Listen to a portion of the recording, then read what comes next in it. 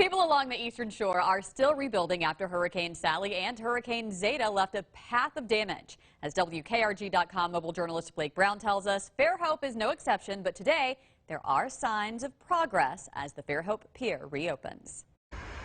Signs of Hurricane Zeta are still seen around Fairhope Pier. This is my heart. I come and walk every day.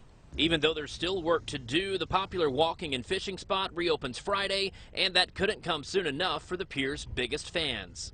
It's just a wonderful place to be. Storm surge in Mobile Bay created a mess on the eastern shore, leaving parts of the pier damaged and North Beach a wreck. Yellow tape still blocks the piers here, and things just don't look the same, but the work's not over yet. For now, though, it's a step in the right direction for Ron Kozlowski. We bought rigs in the spring, and we've been coming down to the pier ever since. He's fishing from the seawall today, but glad he'll be back on the pier this weekend. For now, restrooms are out of order and lighting is an issue, so the municipal pier will only be open from sunrise to sunset. You know, we like to just do things quick. Come down here, just a few minutes away, 5-10 minutes away. Get down here, fish, and pack it up, go back.